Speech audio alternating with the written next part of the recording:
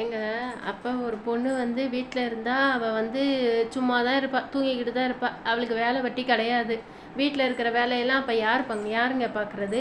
அப்போ வந்து வேலைக்காரங்க வச்சு எங்களுக்கு வந்து வேலைக்காரங்க வச்சுட்டு போகிறாங்களா எங்கள் புருஷமாருங்க எல்லாம் சொல்லுங்கங்க. வேலைக்காரங்களா வச்சுட்டு போகிறாங்கங்க. நாங்கள் என்ன சும்மா வீட்டில் படுத்து கடை நீனு வீட்டு வேலைக்கு ஆள் வச்சுட்டாங்க போகிறாங்க. அப்புறம் துணி நல்ல ட்ரெஸ்ஸு இந்த நீட்டாக போட்டுட்டு போகிறாங்களா, அதெல்லாம் துவைக்கிறது யாருங்க? நம்ம தானங்க துவைக்கணும். பொண்டாட்டின்னு அப்போ பொண்டாட்டிங்கிறீங்க, வேலைக்காரிங்கிறீங்க. எல்லாம் நாங்கள் தான், வேலைக்காரியும் நாங்கள் தான், பொண்டாட்டியும் நாங்கள் தான் இல்லைங்களா? இப்போ வந்து வீட்டில் இருந்தால் சும்மா தான் இருக்கணும், சும்மா தான் இருப்பாங்க பொம்பளைங்கன்னா. ஆம்பளைங்களுக்கு ஒரு நினப்பு போல் இருக்குங்க. வீட்டில் எந்த வேலை வெட்டியும் பார்க்க மாட்டாங்க, சாப்பிட்டு சாப்பிட்டு சும்மா இருக்காங்க. நம்ம மட்டும் வேலைக்கு போயிட்டு வர்றோம். அவங்களுங்கெல்லாம் சும்மா தானே இருக்காங்கன்னு 11 மணி, இப்போ 11 மணி ஆயிடுச்சு. நான் சாப்பிடல, நான் பசிக்குது.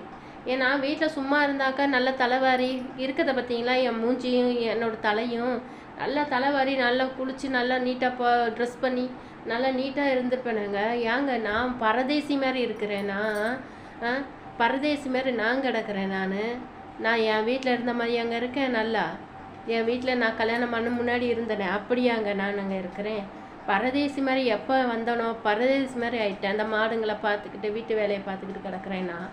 ஏன்னா எப்போ பாரு தூங்குற நீ தூங்குற, வீட்டில் வேலையை பார்க்க சொன்னாலும் நம்புறதே இல்லைங்க.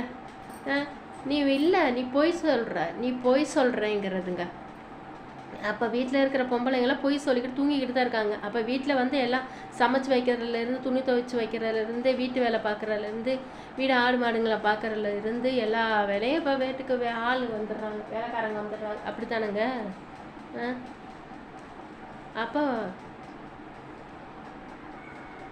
அப்போ பொம்பளைங்களுக்கு வேலையே இல்லைங்க வீட்டில். அப்போ நான் தூங்கி எந்திரிக்கலாம் இல்லைங்க. என் மூஞ்சி இருக்க பார்த்தீங்களாங்க, நான் தூங்கி எந்திரிக்கிற மாதிரியாங்க என் முகம் இருக்குங்க. ஏதோ பேய் அடித்த மூஞ்சி மாதிரி இருக்குதுங்க. என்ன செய்கிறதில்ல, என்னோடய வேலையே அந்த மாதிரி. என்னோடய வேலை கொஞ்ச நேரம் உட்காந்தாலும் என் வேலை நின்று போயிடுது. அவ்வளோ வேலை கிடக்குது எனக்கு. நான் மத்தியானம் வரையிலும் எனக்கு வேலை தாங்க சரியாக இருக்குது. நான் மஞ்சட்டு மாட்டுக்கு நான் இற வைக்கணுங்க. சொல்லுங்கங்க, எல்லா பொண்ணுங்களும் வீட்டுங்கெல்லாம் இப்படி தான் தூங்கிக்கிட்டு தான் இருக்கீங்களா? வீட்டுக்காரர் போனவொடனே வீட்டுக்காரர் உங்களை பட்டு மத்த விரித்து உங்களெல்லாம் படுக்க வச்சுருக்காரா? சொல்லுங்கங்க.